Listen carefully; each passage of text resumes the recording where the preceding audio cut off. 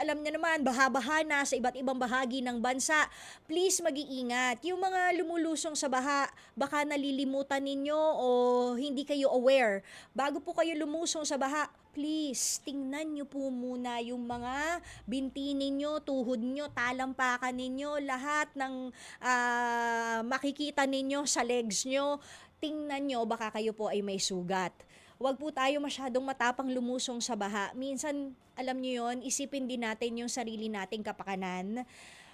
Alam nyo naman, tumataas din po ang cases ng leptospirosis. At hindi yan biro. Mabilis yan, ha? Yung leptospirosis.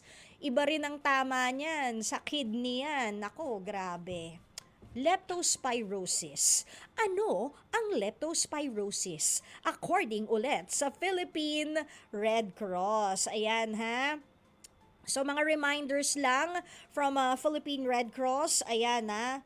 Kapag meron kayong, lalo na sa mga lugar nyo, kung bahain, ano, ayan, yung bacteria kasi na tinatawag na leptospira, yun yung bacteria, ito yung pumapasok sa katawan ng tao kapag siya ay may sugat na nabasa ng tubig na baha or ng baha, maruming tubig, di ba?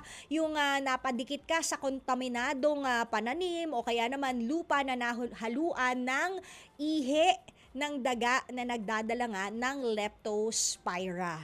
Okay, so mag-iingat tayo kung meron tayong, alam nyo na, mga tawag nila, mababait, di ba, sa bahay, kung bahain sa lugar ninyo, mag-set up na tayo ng mga traps para hindi rin naman tayo yung na peperwisyo, kasi nakakatakot talaga pag leptospirosis. Kaya nga tayo nagkakaroon ng, anong tawag doon, yung iinom ka na agad?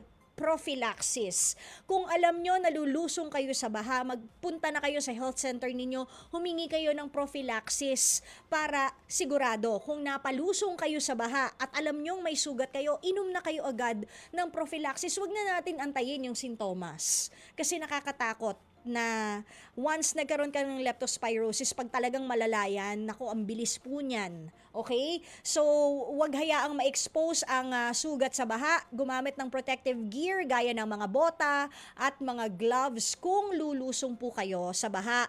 Pero mas maganda, alam nyo, wag po kayong lulusong sa baha. Alam nyo kung bakit? Baka may open manhole dyan. Kung higupin kayo, saan na kayo pulutin? Oh, hindi ba? So ano ba mga symptoms ng leptospirosis? Nako, kapag kayo, sige ha, lusong sa baha. Kinakailangan wala nang ibang way. Okay, fine. May sugat. Anong nangyari? Kapag kayo po ay mataas ang lagnat ninyo, namula ang inyong mata, sumakit ang tiyan.